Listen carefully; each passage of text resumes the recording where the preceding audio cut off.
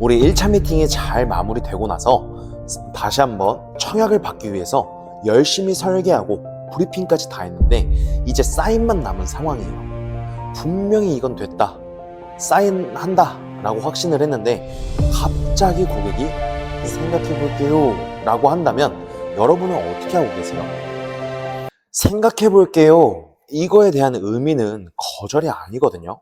고객은요, 확신이 없을 뿐인 거고 지금 이 내용이 충족되지 않았다라는 거예요. 그런데 이것을 돌려 거절할 수 있는 게 생각해 볼게요 라는 걸로 통용된 것 뿐이거든요. 그런데 이 말을 대부분 거절로 받아들입니다. 그러니까 우리는 확신을 주면 되는 거고 해결을 해준다라고 하면은 사인을 한다라는 거죠.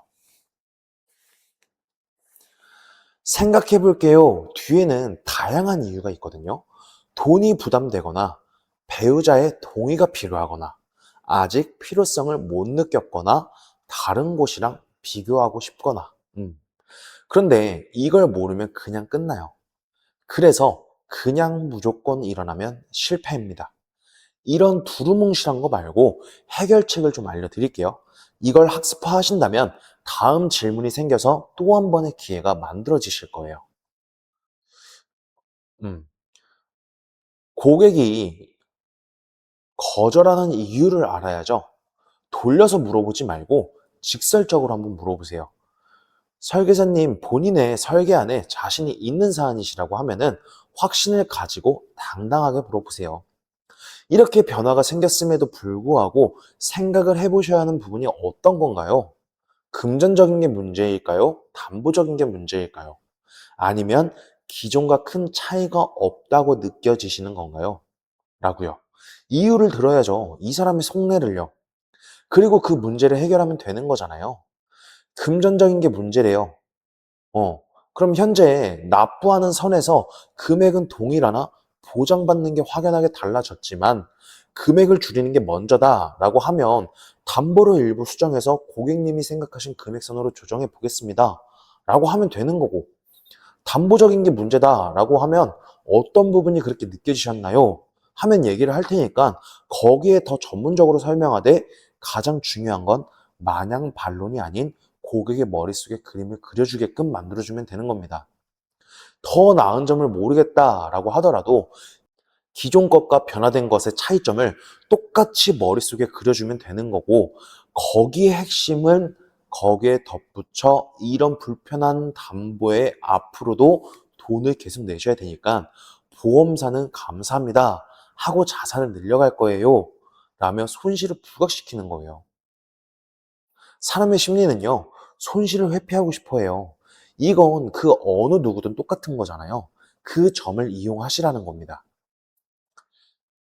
방법을 알았다면 절대 하지 말아야 되는 것도 물론 있겠죠. 우리가 지금까지 했던 네, 알겠습니다 하고 나오는 걸 하지 말아야 됩니다.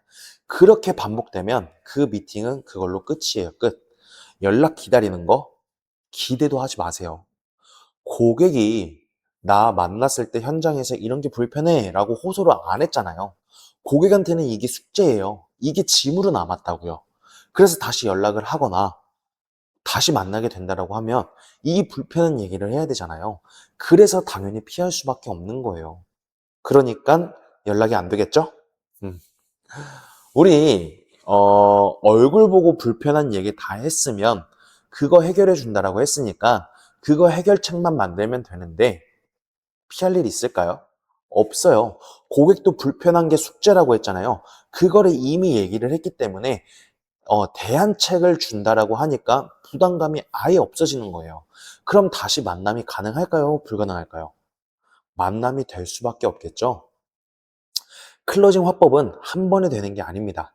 이유를 찾는 질문을 연습하고 그 이유별로 대응 케이스도 쌓아가는 거예요.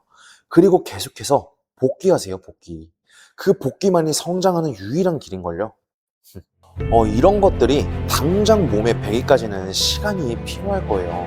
그 전에 제가 정말 중요한 거 하나만 얘기 드려볼게요. 잘 생각해 보세요. 여러분 본인은 어떤 설계사로 스스로를 인지하세요? 그리고 여러분 주변의 설계사들 대다수가 본인들 자기 자신을 어떻게 생각하는지 딱 한 번만 파악을 해보세요. 제가 단언컨대 전부 이렇게 얘기할걸요. 나는 정직하고 고객을 도와주는 배려심 깊은 설계사, 이렇게 생각을 할 거예요. 아닌가요? 그냥 이기적으로 돈만 버는 설계사, 고객이 돈으로 보이는 그런 설계사, 이렇게 얘기하실 분 없으시죠? 근데 고객의 고충이 남았는데 이걸 왜 안 들어요? 왜 그냥 알겠다고만 해서 고객의 불편함을 계속 가지고 가게 하고 결국 그걸로 끝나게 만드는 거? 그럼 가장 속상한 건 누구예요? 설계사 여러분이잖아요. 정말 최선을 다해서 시간을 내서 방문을 했고 기름값도 써가면서 왔다 갔다 했고 커피값도 다 내서 만남을 했는데 이대로 연락이 끝나면 정말 무료 봉사하려고 이 일 하시는 거 아니잖아요. 본인이 그런 정직한 설계사다라고 생각을 한다면요, 그 정직과 진심을 다해서 고객의 말을 해석해 주시고 그 말을 들어주고 불편함을 해결해 준다라고 하면은 여러분의 실적은 일어날 수밖에 없습니다. 진짜 수많은 영상 보셨을 거예요. 그 중에 고객이 생각해 볼게요 한다면 그냥 이렇게 하세요, 저렇게 하세요 라는 걸 따라하지 좀 마시고요. 여러분이 좀 생각해서 여러분들 만들어야 돼요. 백날 첫날 그냥 이렇게 하세요 하면요, 그거 해도 못 써요. 그건 그 사람 거예요. 여러분 게 아니에요. 저희 팀은 상담 케이스를 매일 복귀합니다. 무조건 일지를 작성을 해요. 그리고 이걸 공유합니다. 어디서 문제였는지, 이 문제가 어떻게 해결했는지, 그리고 내가 문제뿐만이 아니고 반대로 잘한 말은 어떤 말을 잘했는지, 이걸 다 복기를 하면서 본인의 스킬을 받으면, 근데 이것을 혼자 시킨다라고 하면 얼마나 어렵겠죠? 성장하는 시스템이 궁금하시다면 아래 링크를 통해서 확인해보세요. 지금까지 끝까지 사랑하는 설계사 고신진이었습니다.